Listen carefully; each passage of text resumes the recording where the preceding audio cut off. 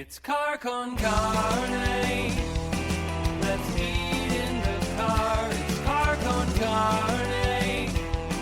And now here's the star of our show, James Van Alstyne. Yes.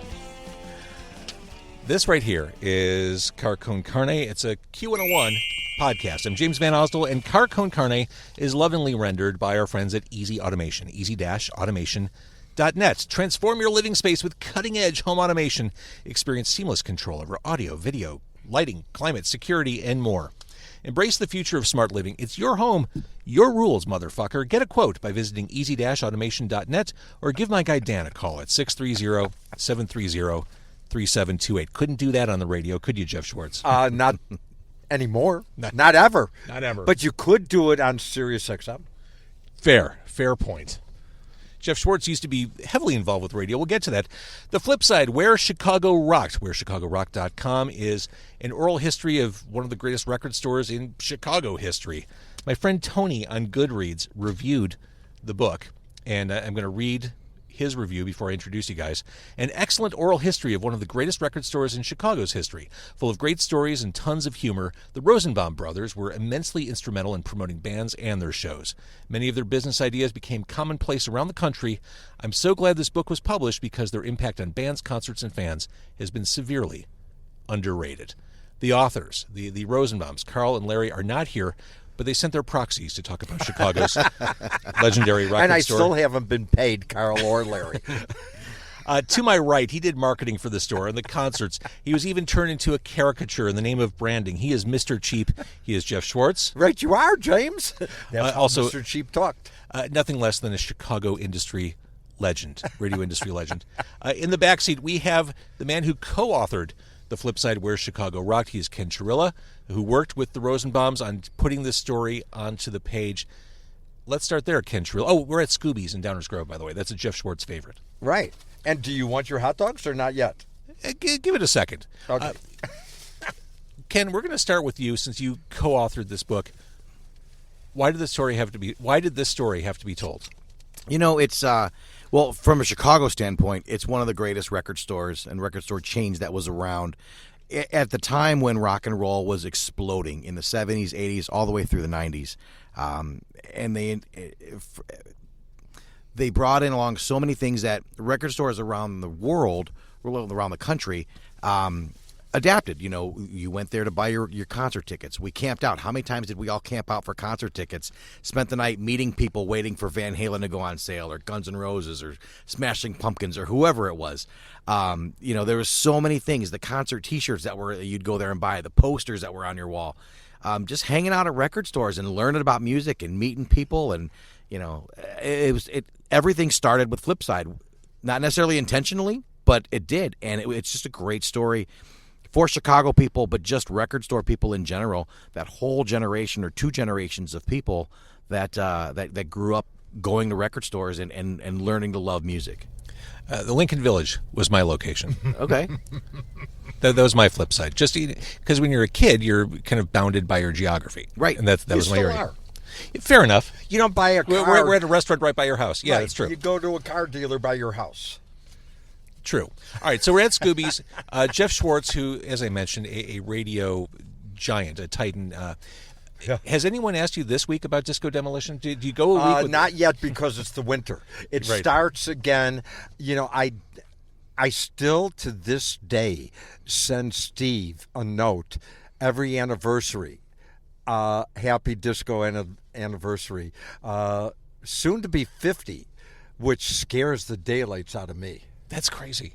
Yeah, really crazy when you look at what's transpired. But 50 years, I think July will be 46 or 47. Amazing. So we're at Scooby's. Jeff swears by the fries. He says they're the best. Second best. Second I best did behind say Gene it. and Jude's. Yes. Gene and Jude's is still the best. I'm a Chicagoan. Do I have the accent of a Chicagoan? You have the accent of an aging Chicago mensch. You know, I have to tell you, and thank you for inviting us to this, James. Ken slaved for over 2 years in writing this book. people nowadays, and I know you want to get into it, but record stores were a lifestyle. Some sure. people would go to the mall. Some people would go to movie theaters. Going to a record store, I still remember the first time I went, it wasn't a flip side. I went to a record store in Skokie. It was Auto Sound. I don't know if you remember it. No, the only ones I remember in Skokie are Record City and Merlin's Magic Music, which was also a head shop, and that's where I Right. bought Kiss Alive too. And there's a great part in the book, the flip side book, about them having a head shop. And then having the Supreme Court sort of get mad at you. But you bring up a great point. Record stores were were places that fostered community. Like as a kid, I would go to the record store. I'd thumb through the bins. I'd maybe walk out with a $5 record because that was all I could afford back then. But it was just you're hearing the music that's being played over the house system. You're looking at stuff.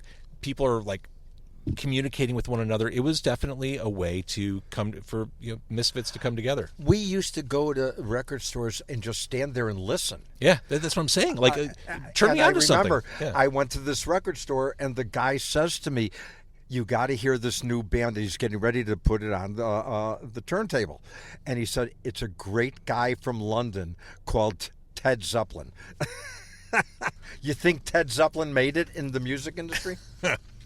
Ed Zeppelin did, but that was more of a loop thing, wasn't it? Kevin would vouch for that. It all comes But back to that. It was a phenomenal time what the Rosenbaum brothers did, and then kept on overlapping stuff, and they went almost accidentally into the ticket business with Ticketron, and their business quadrupled immediately. It was amazing. It's interesting because the book almost takes two different story paths. There's the record store path, and then you kind of focus on the concert business aspect of it. You don't cross streams necessarily in your narrative. No. Tell me about that choice, Ken. Well, they were two separate entities. They were same people, but two separate entities. And one fed the other, in both directions. But they were separate entities.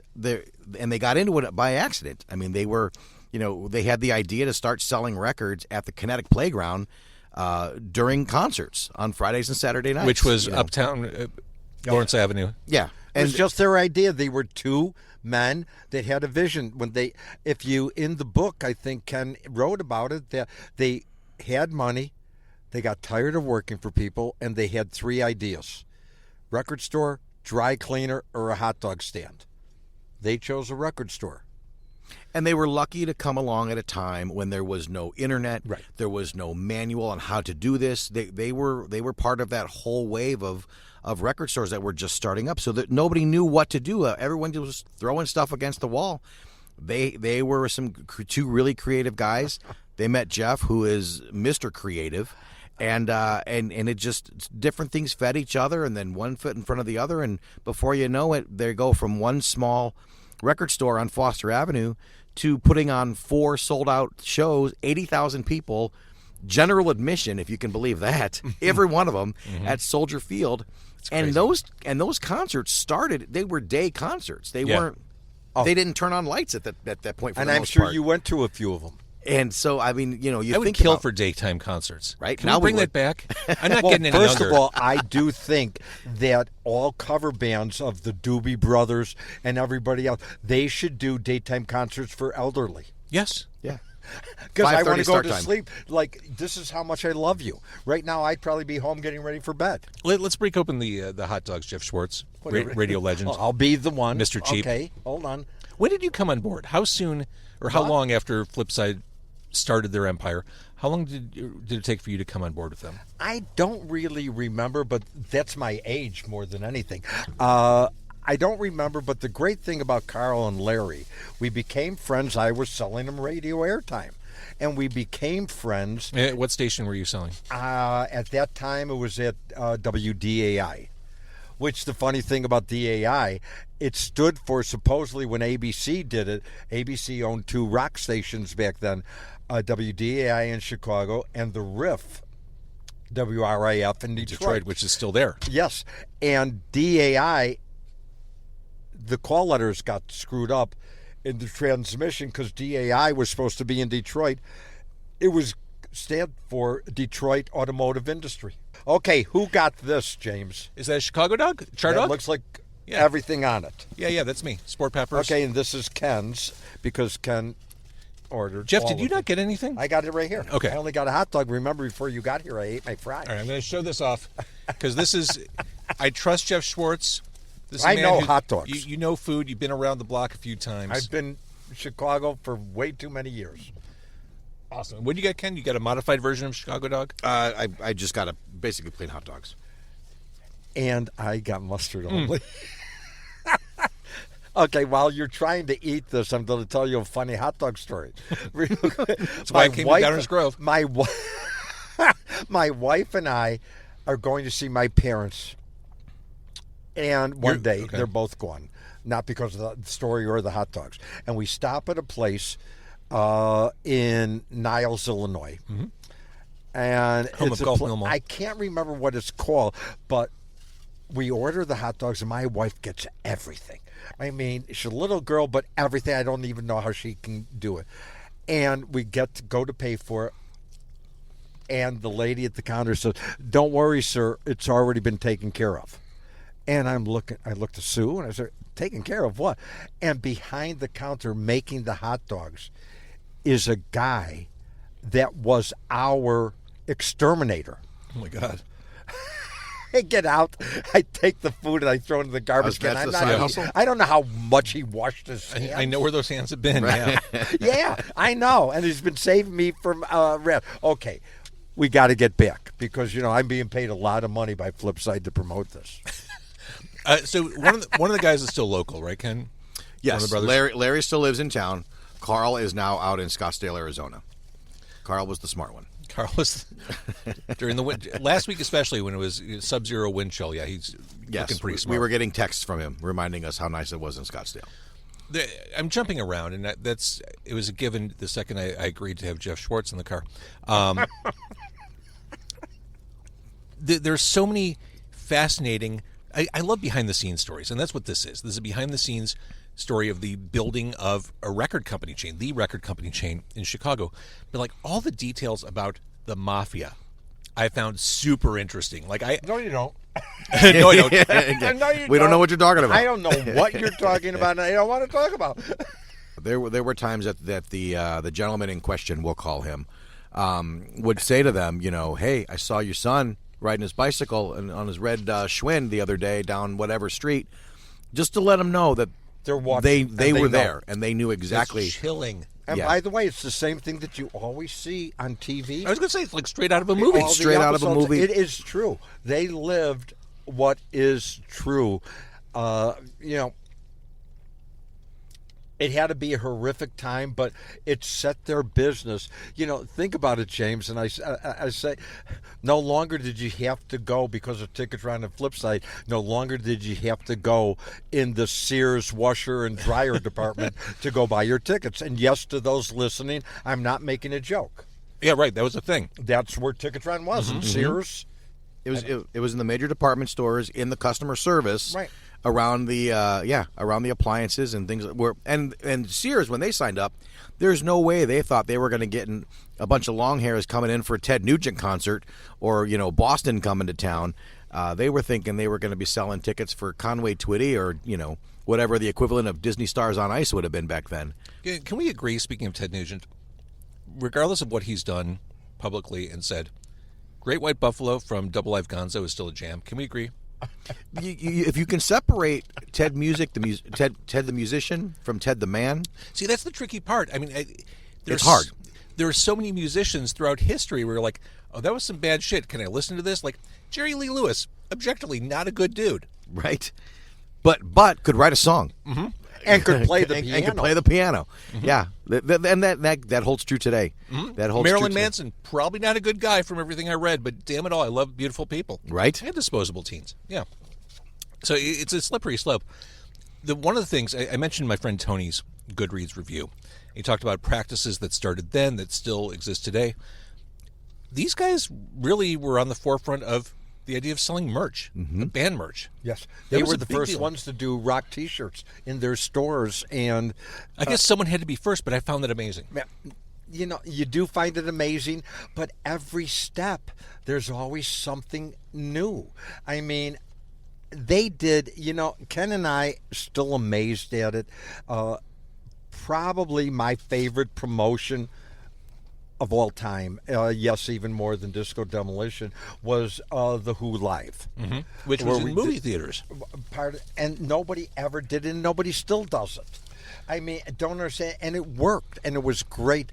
If you want a great behind-the-scenes story, James, you'll love this. Of course. So we have the idea. I'm working with a movie company chain, M&R Amusement Company. They were all for it. They had about 11 theaters in the Chicagoland area. All for it, meaning showing a live Who concert on multiple screens throughout Chicago. Yes. Which today would be called streaming. Yes. But in 74? It had to be 79 or 80. So that would be the Who Are You tour or Face Dances was 80. I think it was Who Are You, but the funny thing is, after all was said, where our music director, Sky Daniels, talked to Bill Kerbishley, who is the Who's manager, myself, Mitch Michaels, a name, well known, and our general manager, Mitch was the program director then, and our general manager, Les Elias, we had to fly to Detroit to meet with Townsend and Kerbishley. Oh, my God. And they were playing they usually do their first 3 or 4 shows of a national tour in small arenas. So if they screw up, how mad can you be? You're seeing The Who in a 2,000-seat arena. And we were at the Detroit Masonic Temple, I think it was. So we're sitting there and we're waiting. We're talking to Kerbishley, the Who manager, and we hear a ton of arguing in the hallway. And Bill said, "Oh, the show must be over." And Pete and Roger Townsend and Daltrey are having probably a very nice conversation right now. "Excuse me, let me go out." So the door opens, you hear the yelling louder, then finally Townsend walks in, and Townsend goes, "That was just us. Love taps, fuck him." And he sits down at his dressing table, and he goes, "Do you blokes, yes, blokes, get high?" And so Les Elias, our general manager, because it's a business meeting, says no. Mitch, for whatever reason, said no. I said, "Do I get high?" He took out, honestly, James, it had to be the size of a tire iron. And I had to go through and finish all. I'm not going to say when Pete Townsend passes me a joint, I'm not close going the to deal. say, That's "No, how you thank close I've the had deal. enough." You don't stand on ceremony. That's how you close the deal with Pete Townsend. But it was just a tremendous time. Record store. I'm getting excited about record stores now. Which is awesome. And by the way, the conclusion to that Who story is you did get high with Pete, but afterward you swore that you would never do that again, and that was the end of it. Okay, it was the end of it. I never got high with another member of The Who ever again. I don't think I ever got stoned with any other performer. But, it was very... I remember one time I met Paul McCartney when he was married to... What was her name? Linda McCartney. And I was married to him. And I was introduced. This is Jeff Schwartz, Paul McCartney. I said, "Mr. McCarthy, I have to tell you, I love your music." I'm walking away saying he is making so much fun of me right now that guy told me he loved my music. So I carry all this through my life. And he made fun of me. Oh, what's wrong with me? So everything's right. But the Who concert, really cool idea. I mean, that's, again, going back to this notion of creating community. That's a way to do it. I mean, you kind of figured it out. You kind of cracked the code. I think I cracked it. We were the first ones that ever put somebody else's logo on a bag. I did it because I was also representing M&R Amusement Company, the movie theater chain that we did a movie with, and I put logos on the popcorn cups. Even though one day I realized I'm at the movie and all the popcorn cups are on the counter, but they're all inserted into another popcorn cup and to another, so the logos are all upside down. That's hilarious. But when people are sitting there, I mean, they take it to their seats and you're reinforcing the brand. This is brand identity. I learned that from the simplest thing of all is auto racing. Yes. Auto racing. I'm still waiting for I still believe that within the next 3 to 5 years, high schools will have logos on their uniforms and helmets. I still believe that high schools will soon join NIL, because where do these players in college come from? They come from high school. Yeah. I still believe all of that will happen. And the one thing Carl and Larry did for me and for this book, they let me do. It's easy to be a hero when you're allowed to throw 100 things at a bullseye. One might hit. Well, I mean, the thing is, there was no roadmap for a lot of what you did. No. So they gave you the berth to take chances and fuck shit up. But You were allowed back to be then, creative. you know what? It's so funny to say back then it was hard to fuck things up because there were so many avenues to do it the right way because nobody had ever done it Right. before. And it made it, there wasn't anything that wasn't commercialized. One of the things that Flipside did famously, and it's talked about in this book, again, The Flipside Where Chicago Rocked, co-author Ken Churilla is in the back seat, talking about in-stores, bringing artists. Right. That was just part of the promotional calendar for these big artists, from Debbie Boone through Styx, etc. I mean, Jeff, you were there. Talk about some of these moments.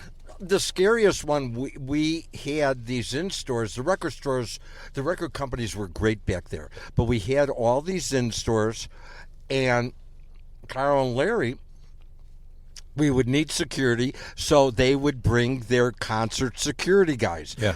And usually 9 out of 10 of them were ex-Chicago cops.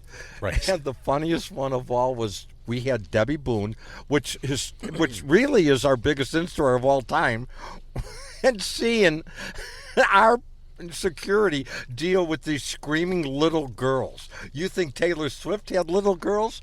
Debbie Boone really knew how to draw them. They were amazing. The groups knew.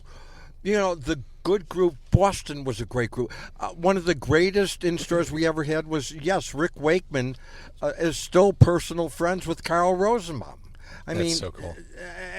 The record companies got it back then, and they knew how to do it. And once again, Carl just would do anything that they would want. They had in-stores. I don't know if you saw the picture in the in-store display contest. Did you see the picture in the book of the ELO van which that they won? Yeah. Which is amazing. Right? I mean, you're driving around with an airbrushed ELO van, and that was the prize for record stores. For them Could to that win. be any more 1970s, by the way? Right? Yeah, it was either that or Star Wars, right? Yeah. Or like a Frank Frazetta warrior with a broadsword. So the in-stores were a big deal. And what you didn't mention about Debbie Boone, in order to seal the deal, to get Debbie Boone to show up, you met with her, the manager beforehand. They put out this gigantic joint, and you got high with Debbie Boone and closed. But she wasn't a And member of her the Who, father so his was statement with stands. her pet, and we started singing Blue Suede Shoes or whatever it was. No, I knew the right time to do it. There's an old joke, and it's a cartoon picture of Albert Einstein, which so many people always correlate me to because of my mustache and my wild, crazy hair. And your genius. So, And your grasp of physics. at the end of the day, the Einstein cartoon says, will anybody know you're high if you're always high? And that's my philosophy in life. Will anybody know I'm high if I'm always high? You should see me. There's a reason why I'm every niece and nephew's favorite uncle. Now, for you kids watching, enjoy things in moderation. I don't talk about that. Okay. The concert business. You can't talk. We talked a little bit about it. You can't talk about Flipside without talking about the concert business. It just kind of started, and then it really just exploded quickly, didn't it? The time was right there right, Ken? I mean, Yes. At the end of the day, Ken talked about timing before. It was right there. Don't forget, everything has to have a starting point in life. Marconi made the radio, whatever the case may be. It was there for the taking. Yeah. And Carl and Larry, don't forget, no matter how good you are, you still have to have an element of luck. Yeah. And how many people say I'd rather be lucky than good, or how many people say I'd rather be lucky than good, and if I can be good 9 out of 10 times, I'm going to win every one. And they were right place, right time, but they had the right mindset to do it. I'm telling you, it's not trying. I don't get a penny off of a book sale. I just love the whole thing. And Ken wrote a fascinating, quick read detail. This is not a book that if anybody purchases, this is not a book that's going to take you a week and a half to read. No. This is And there are lots of pictures, too. If you went to a Mexican restaurant and had dinner, you could finish it on one toilet sitting. I mean, because in reality, I don't like to read, and I read the whole thing. There's a blurb, Well, at least there's a to be blurb fair, for the it talked reprint. about me. You know, you talk about the concert part though, and there's so many stories about it. But in true rock and roll fashion, their first concert partner that stiffed them on some bills pays them back with a Rolls Royce in New York, but says, "I'll tell you where it's at. I'll leave the keys in the glove box. What a wild story. You got to come and get it."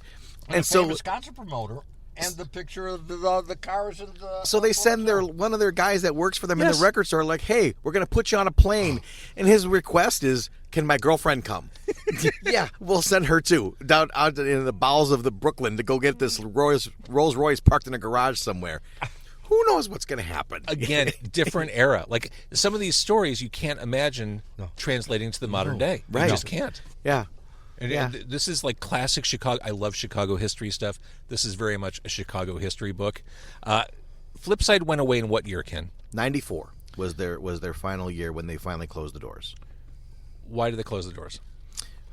The timing of it big all, st- you know, the big as stores. as the big Best boxes Buys. came up, the Best Buys and the Circuit Cities and whatnot. Even back then, Polk Brothers, Really? EJ Corvettes, they had big record departments, and the big boys just eventually put the little boy, the mom and pops, out of business. There were really two big ones in Chicago, Flipside and Rose. Right. And then there were a bunch of little ones, Jay Chiletti's, Rainbow Records, Max Tuxton's Here, which was a great 3-store chain, and other ones. But how do you compete with the big boys? How do you compete? Well, and that's just it. I mean, those big boys, when the Best Buys came around, they were selling all music as loss leaders. Yes. They were selling for way less than any of these independent chains could ever afford, and they crushed them. But I could also tell you that those big full-page ads they would take out in the Tribune with 45 albums, every record company paid for the entire full page. Of course. So the entire ad was like a 44-album profit margin. I mean, it just amazing. Just amazing. I remember and as a that's kid what getting really ended it. And Carl actually stayed in the music industry for how long, Ken? 10 more years? He stayed in a number of years after that. With But, the you know, cassettes, with the with the well, one-hit he actually cassettes. with the Top Walgreens. Hits, the Top company was Hits. called Top Hits, and it's what you would see at the counter at a Walgreens or a CVS. You know, and ironically, though, we talk about how Best Buy it was the video that killed the radio star in a sense. The person that took over Best Buy's music department stuff here in Chicago came up through the Flipside ranks. So he had left Flipside that they had consolidated to a point he couldn't keep him on anymore. But ultimately they trained the guy that ultimately killed record stores. He got Best Buy to a point where they were, I want to say it was a 25% record margin. Every 4 records sold in the Chicagoland area was sold at one of his Best Buy stores. I mean, the guy was amazing. People forget about the other one, which I liked better than Best Buy, of course. I chose the underdog. Circuit City. Yes, Nobody of course. ever talks about Circuit City. Oh, I do. love that Service store. was the state of the art there. Yeah. Record stores are a thing again. Maybe not in the way that Flipside was back in the day, but you go to Chicago. I mean, you just go through Logan Square, Wicker Park. You're going to hit 5 record stores in 10 minutes. Well, because vinyl's popularity has regained, because so many of these younger generation realizes vinyl was where it's at. Well, and that was my question. I mean, what do you think of, or how do you feel knowing that records are having a moment again? It makes me happy. You know what? Every album, and I do mean 12-inch circular album. Every album was a piece of art. Truly. And then it became a rolling board. Yeah. Oh my God! I was at Valhalla in Oak Park. Great record store. Great record store, and I got a copy of the soundtrack to Roadie, the Meatloaf movie from late '70s. Alice Cooper's on it. Opened it up, took it out of the plastic sleeve. Nothing but shake coming out of that record, and it probably sat there since 1979. Did you try it? No, I would have. But it was the perfect experience to go to that place that has been there forever, buy that record that is textbook 1970s. I think Blondie's on there covering Johnny Cash, and there is someone's weed, to your point, the rolling board from back in the day. I mean, there was so much back then. Living through, and we should talk about this, I don't know how much more time we have, but living through the CD era, when every store had to be changed. Yeah, I bet. Almost overnight. Yeah. Because the record industry said, okay, you have to adopt to us, not you. Not we have to adopt to you. Right.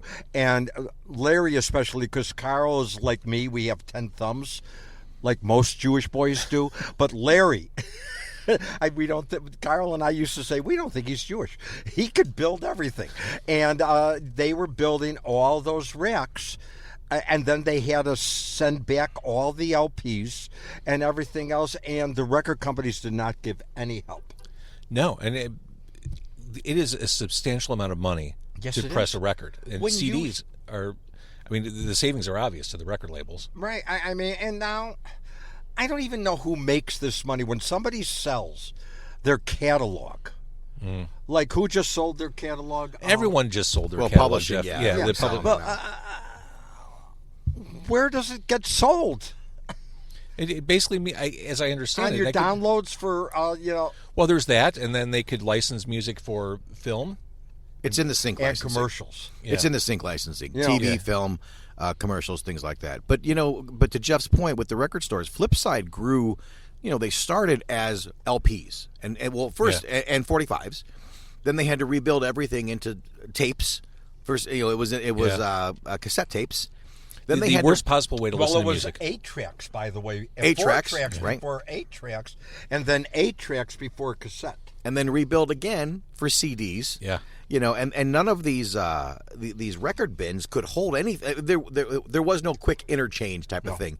They had to rebuild it every time. And the labels are laughing all the way to the bank because people are rebuying the same. We bought the same product. album 4 times. Yes. You had it on vinyl, then you had it on There's 8-track, another then you had it on cassette. cha-ching for Thriller by Michael Yeah, Jackson. or Zeppelin 4, or any of those classic, iconic records. How many Dark Sides of the Moon have been sold? Those diamond albums that sold 10 million copies, there was really 4 million people that bought it, but we all bought it 3 times. Exactly. So, Ken, thinking about the brothers who are not here, who are...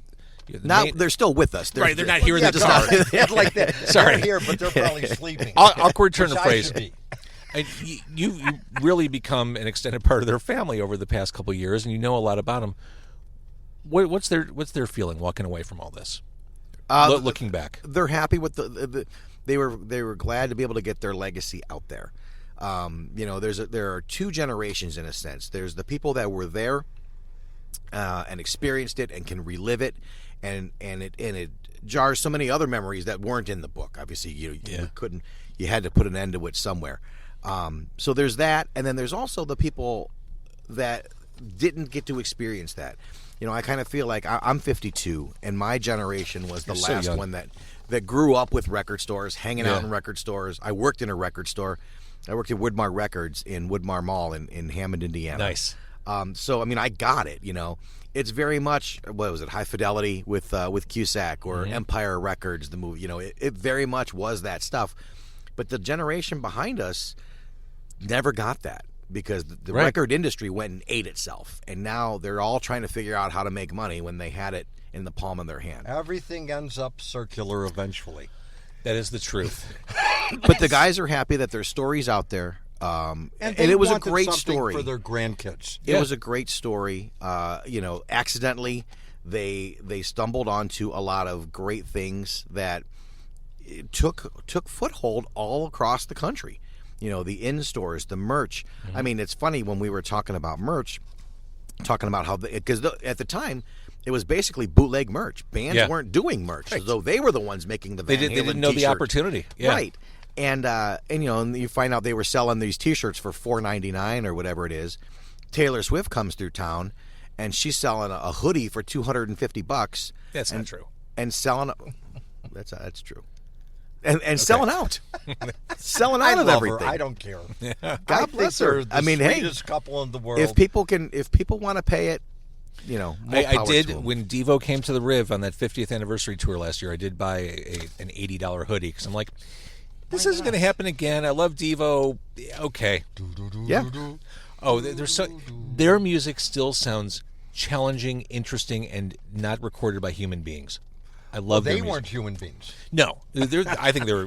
They were creative geniuses. Devo. But you are a creative genius, Jeff Schwartz. All right, so here's what I want to do, Jeff Schwartz. What? We talked about the book, which, again, The Flip Side, Where Chicago Rocked. You can get it on Amazon, as previously mentioned. We should do this again, just you and me, and let's talk radio. And we'll kick Ken out. Well, I mean, Ken's welcome to hang along, but here's the thing. Jeff, we he worked for me for over 10 years in the radio industry. big fucking deal. Everyone's worked for you, Right. Jeff. That makes me one of everybody in Chicagoland radio. Not that long. But there's so much to get into, and I didn't want to distract from the book, but will you come back and tell radio stories? I would welcome the opportunity. But let me tell you, the people that I've worked with, when you talk about the music with Flipside and everything else, the people that I worked for shaped our ears. Yeah. Be it Steve Dow, Mike North, Kevin Matthews. I had to deal with Howard Stern, not Howard, but Howard Stern's people for years. And it was not easy. It was not easy. That's why I still see a psychiatrist today. I only have one Mike North moment. It was when I was at XRT after they let Johnny Mars go. It's a whole stupid thing. But I was replacing Johnny at nights at XRT. There was a big staff meeting with the score and XRT in this tiny conference room on 4949 Belmont. And we're waiting, I think, for Norm Weiner to come in because Norm Weiner was never punctual. Really? I didn't know. Did he talk about dinner with Santana? And I'll never forget, I'm in this room. I don't know anyone yet. North across the room says, "Hey, Frank," to Frankie Lee, "who's this asshole who's replacing Johnny Mars?" And I don't think he said it like this. Yeah. Hey, John, how's this asshole replacing Johnny Mars? That was it. I still talk to him every couple of weeks. I talk to Dow. I talk to Kevin. I mean, it's interesting. We all had to let it go, but all of us would take it back in a heartbeat. It's interesting, isn't it? Yeah. Isn't it? You It's don't scary. realize Here in the I moment. am. You don't realize. Here I am, just turned 76, 77. I don't know what I just turned, but I just turned something. And, I still would do it today. I don't think I could. Well, Successfully. not in the current The climate. landscape is a little different than They'd yeah. fire me in a heartbeat Yeah. if they haven't already. But I mean, you bring up a great point, Jeff. You don't realize in the moment like what you're into, what you're onto, and that's true of the flip side experience, and that's certainly true of your radio experience. It all got lucky. My radio experience started because I was friends with Bob Surratt in kindergarten. And he got me an appointment with my first radio station, and then it lasted for 49 years. I saw Bob Surratt. 50 so bad. I saw Surratt at El Woods like 2 weeks ago. Huh? I saw Surratt at El Woods. With Marianne, I'm sure. He was not. In fact, he said he was on his way to get home to Marianne. I think he was having 2 dinners that night. We had dinner with him and Marianne a couple of weeks ago at Wildfire in Schaumburg.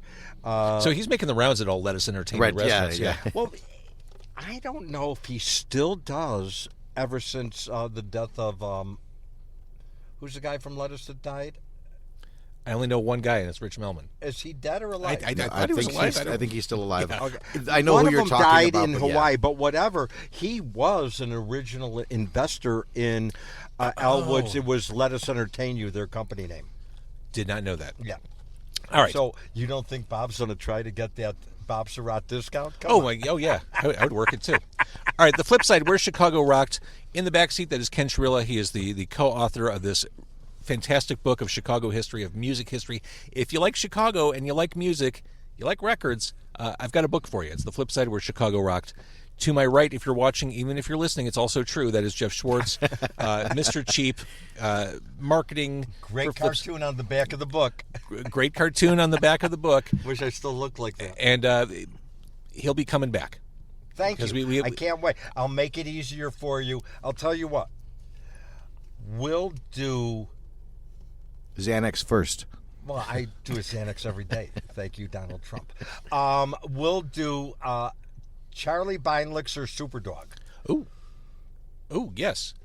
I've never been to Charlie Beinlich's. You've never been to Charlie Beinlich's? I always figured I couldn't get in. It's such a tiny place. It's not that tiny, but you have to go at off hours, or when you get old, off hours become 4 o'clock, and you eat dinner at 4 or 4:30. Oh, yeah, let's do that. And the first thing you still see to this day, no shoes, no shirts, no service. Amen. Well, guys, thank you for doing this. I love the book, Ken. Thank you for putting this together. I know putting together an oral history of anything takes a long time to do, and I know it's a lot of editing work and a lot of concepting and thinking and deleting and re-adding. It's a lot of work, so congratulations. And you didn't have to work with Carl and Larry. I appreciate even took it. myself off the conference calls. Yes, he did. I did, but in reality, I got to go. because as you know, I talk a lot. And Ken would still be writing the frickin' book if it wasn't for me. That's an important moment of self-awareness and clarity then. Yes. Yeah. I finally learned how to have clarity in my life. We're making strides. All right, guys, thank you so much. Thanks, It's James. Thanks for having us on. Good luck Thanks to for the Scoobies. Good luck to me? Well, good luck to you. okay. Why not? Why not? Are we still recording? Yeah. Why? All right, we're done.